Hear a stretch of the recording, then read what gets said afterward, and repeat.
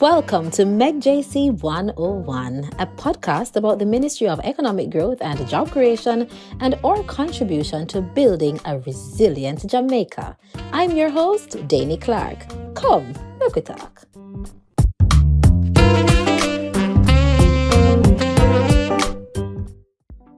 Welcome to another episode of MEGJC 101. In our last episode, we started looking at the housing portfolio. More specifically, we focused on the land administration section. In today's episode, we will be delving a little deeper into this portfolio area and look at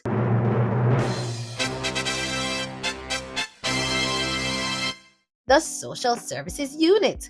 Today, we'll be speaking to Community Development Officer in the Social Services Unit, Mr. Gary Lynch. But before we get into things, let's hear a word from our sponsors.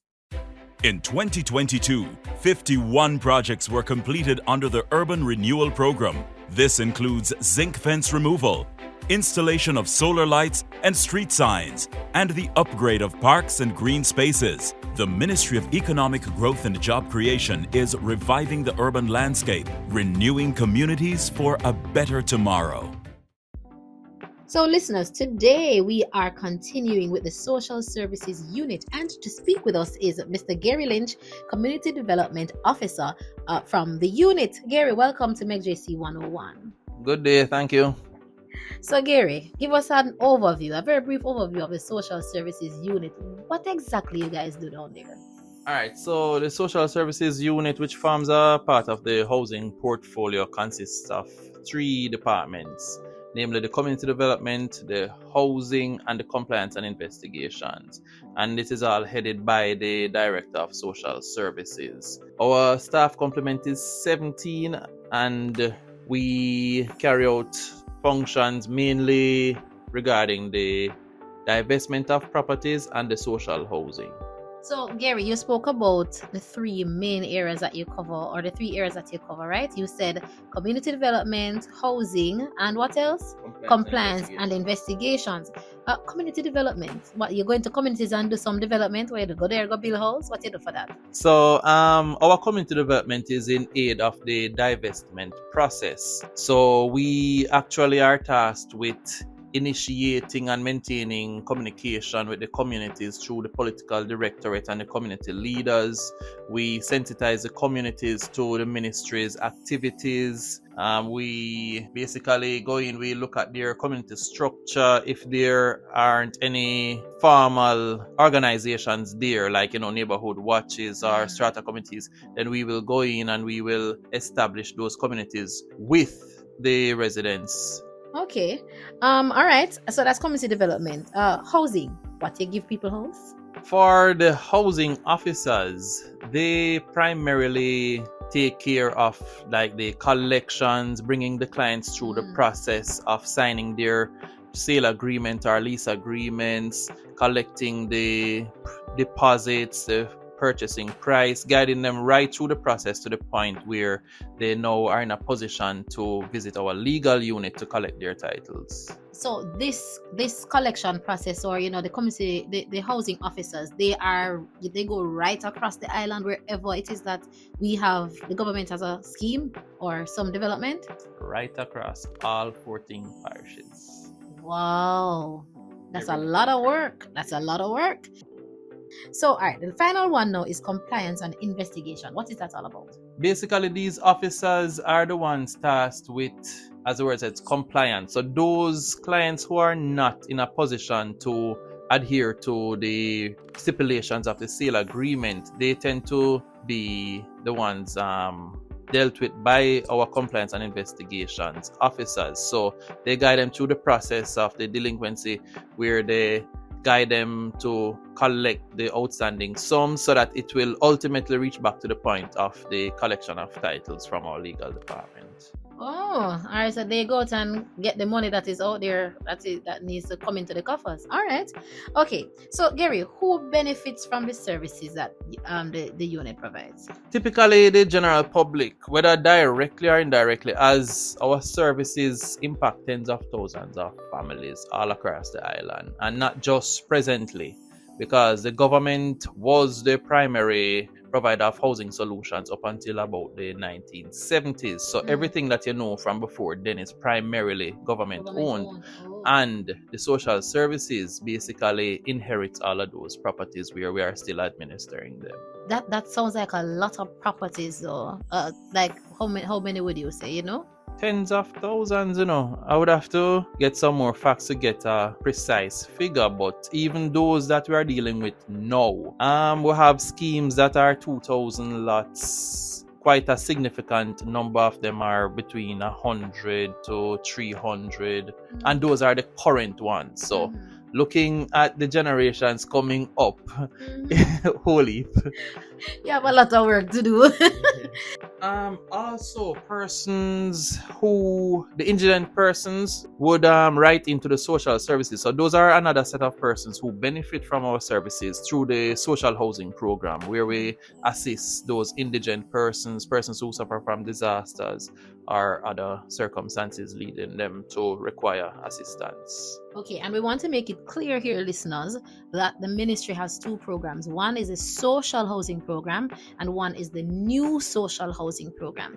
So the social housing program is administered through our social services unit. So we want it to be very clear on that. So don't come here and tell them, say, I want a house under the whole program, right? And of course, in another episode coming up very soon, we'll hear about the new social housing program. Well, Gary, you took us down this road now, so we're here. Tell us about the social housing program. How is it managed by your unit, and what's its impact on the housing sector? Well, the social housing program is geared towards granting housing assistance to indigent persons who are living in unsafe and unhealthy conditions, as well as victims of fires, flood, hurricanes, and other disasters. These are persons who would have demonstrated their inability to recover on their own. So under this program, the ministry accepts applications from the individuals, as well as persons may send in applications on their behalf, such as the political representative, church members, or even another concerned citizen. Also, like when you're watching TV or the newspaper and you see those stories come out with persons maybe living under a tree. So a lot of those matters are received by us and addressed there. Every matter that is brought to our attention is promptly investigated, which requires the officers conducting site visits to every single applicant, no matter where they are located, to carry out the necessary assessments. And our assessments include gathering information regarding their socioeconomic status, their well-being, and the well-being of their family members, as well as their living conditions. So with our management of this program, we have to supply detailed reports that reflect the findings of our investigation, along with our recommendations as to whether or not the applicants meet the criteria for our intervention. And if yes, our recommendations would include figure amounts for the building grants depending on the severity of the case. This, however, is subject to the availability of funds earmarked for the program. And in rare cases, we may make recommendations for them to receive a complete unit. And critical to this process is the applicant's ability to provide proof that they either own the land they are occupying or have proper authorization to be there. What does it mean when you say that they should have proof to show? Tell them, what does that mean? Under normal circumstances, a certificate of title. But as you know, a lot of persons not in possession of those documents. So we have certain criteria that we would work through with you. Say, for example, you are leasing a piece of land from somebody.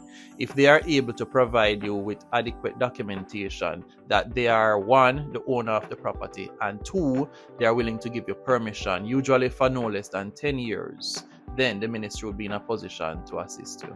Oh, okay. So proof of ownership is important. And I'm also happy that they don't have to necessarily own the land, because a lot of persons don't own the land, but to know that, if you're leasing. And I'm also happy to hear about the 10 years, because I was going to say to you, you're leasing, them lease it for 1 year and put you off, so that 10 years is really good. Specifically to address those concerns that the ministry adopted that policy. Right, and the persons can maybe even move towards ownership of the property that they're leasing. All right. Yes, you have some more to tell us? Well, you asked about the impact on the housing sector.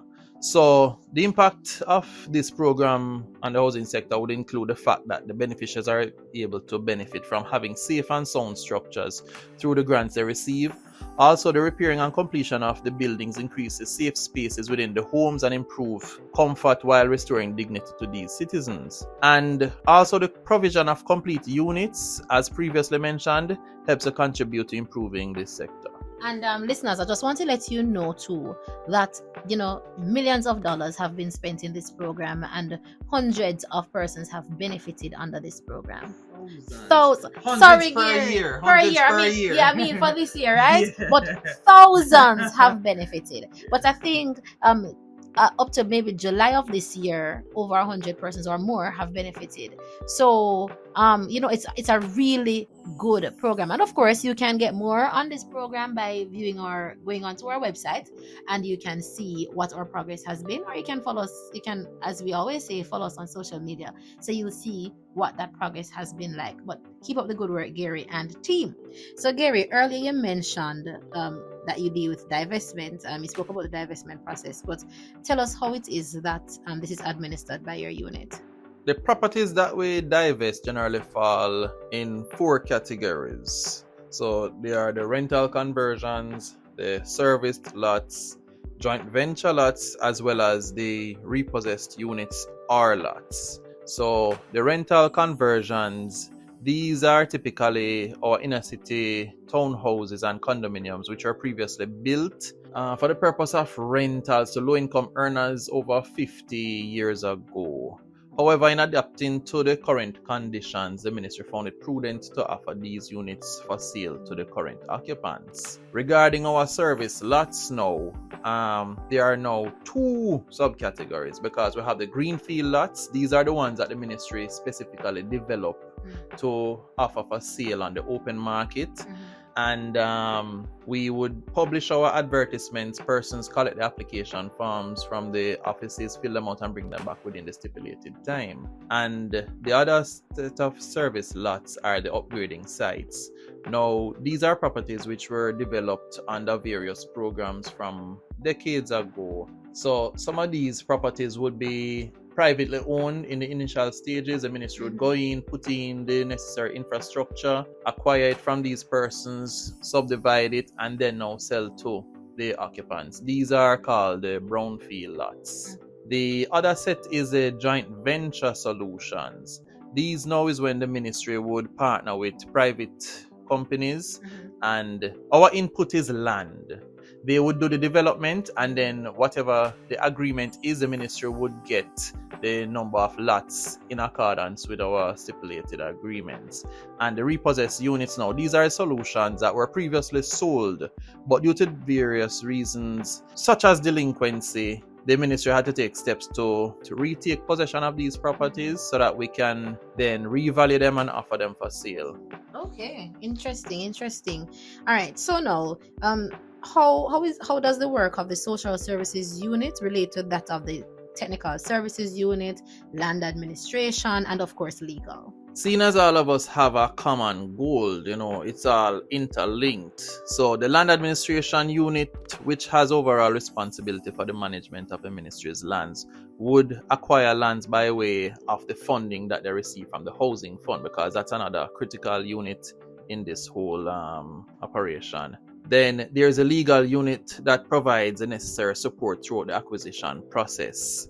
Then the technical services unit, they would be the ones to carry out the development activities, to put in the infrastructure such as roads, drainage, sewage, electricity, and water supplies with the funding from the housing fund. Then the land administration unit would once again come back in. This is where now they work with the legal unit to ensure that the titles are splintered for the individual lots upon completion of the surveys and depositing the plan, after which the social services unit now receive the valuations, the subdivision plans, and copies of the titles from the land administration unit for us to carry out the divestment activities of the individual lots. To the occupants, if this is an occupied site, as I explained before, the brownfields, or on the open market, which these are the green fields. During the divestment process though, we continue to work with the land administration unit to conduct the boundary identification exercises.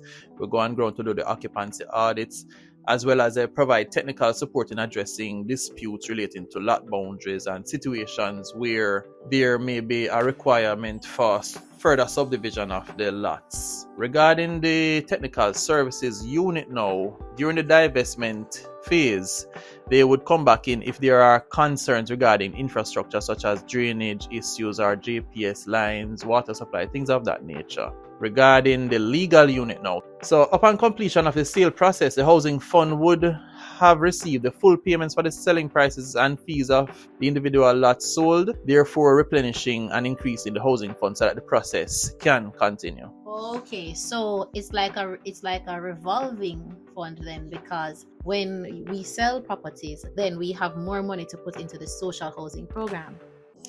So Gary, finally elaborate on the community engagements that you spoke about. Well, presently we are at various stages of intervention within communities across the island. Our community development activities mainly focus on empowering communities by providing guidance to set up citizens associations and the various committees to identify and formulate solutions to address their specific needs. So a few of the communities that we have engaged with are West Albion in St. Thomas, Darlingford in Portland, Crooked River in St. Mary, and one that we are about to start. We had the sensitization meeting is out by Farkas Beach in Clarendon. One way that we engage with these communities is the sensitization to the Ministry's services and the steps involved in qualifying and accessing them. So additionally, we also participate in bringing other services to them in order to better equip them to manage when it comes time for purchasing the properties. So some of the services are NHT, the HEART, RGD, and the TRN. So with the NHT, we bring them out there to ensure that when it is time for sale, these persons are aware of the NHT, the services they offer, and they can also go in and make applications to bring themselves up to the point where they would qualify from them. And while carrying out our activities, a lot of times you would encounter persons who would declare that they are unemployed or underemployed. So that is why we would now engage with the Heart Trust. Now, with the RGD, we encounter a lot of situations where persons are using one name all of their life. But when it comes to us and the land now, we have to ensure that everything is correct. So a lot of them at that time now will be doing the correction of names, or even in cases, some of them simply don't have a birth certificate. And it's the same thing for TRN. They don't have their TRN, so we would now encourage them at this point to go out and get a TRN. As a side note, ripple effects from these interventions are that these very same persons go on now from these activities to open bank accounts, apply for passports and visas, as well as access various legal services. The other way in which we engage them is we introduce the idea of and facilitate establishment of community-based organizations. So by providing guidance through the process of setting up the organizations, we guide them through holding elections, acknowledging the importance of the various rules within the bodies, set up standards and measures for accountability so that they now can identify their own unique concerns as a community. And we guide them through the decision-making process. And over time now, the ministry would slowly step back, and allow them to fully take control of their matters and thus enabling them. So this is how the ministry engages with these communities. And the community not only build high moral among its members, it also encourages each member to contribute to nation building. So Gary, as we wrap this conversation, you've been on the road a lot. Share with us an experience, one of your exciting experiences on the road. Going into these communities, you talk about lives being changed because people go on to get them passport. That some people, they don't really want to go to passport office. Some people don't want to get no TRN, but the ministry has brought all of this to them. And now the ministry has empowered them to go as far as to get a visa. So any that you can recall, I mean, you've been down there for what? How many years? Enough years. So any story that you'd like to share? So colorful stories. due to the number of years I've been doing this job, and the locations that we have been, without going into detail, I can say that we've experienced some really, what do you call that now? Johnny Ranger. Yeah, and some real heart racing experiences. But not going into detail with those. However, on the positive side, we would have been there from the beginning of some of these stories, like the relocation stories or the social housing stories, to see where these persons are coming from, the deplorable conditions, the unsafe conditions, the ill health, and all of that, the splitting up of families, because sometimes persons have to send their children to live elsewhere because things aren't good. So being able to see the ministry assist them in getting a house and bringing their families back together, and the joy, that I would say is one of the better colorful experiences, and thankfully we get to experience that quite often. Okay, wonderful. Gary, thank you so much for sharing. Keep up the good work. And to those in the social services unit, keep up the good work. It seems to be quite rewarding. Well, now that we've gotten the deets on what's been brewing over in the ministry's social services unit, let's delve a little deeper into the buzz around the entire ministry, because trust me, there's no shortage of hard work going on. Stick around, folks, for our What's Happening segment. Jamaica, our natural paradise, is filled with diverse animals and plants that benefit us in different ways. That's why we're drafting policies to safeguard biodiversity in areas such as Black River and Pedro Keys. We have also declared 15 areas as ecologically sensitive. Do your part and protect our natural resources, thereby securing the livelihoods of the fisherfolk and farmers who depend on these areas. The Ministry of Economic Growth and Job Creation, protecting our natural resources, creating a sustainable environment. Welcome to What's Happening, straight out of the MEGJC, where we stay up to the time and make you know what's going on in the ministry.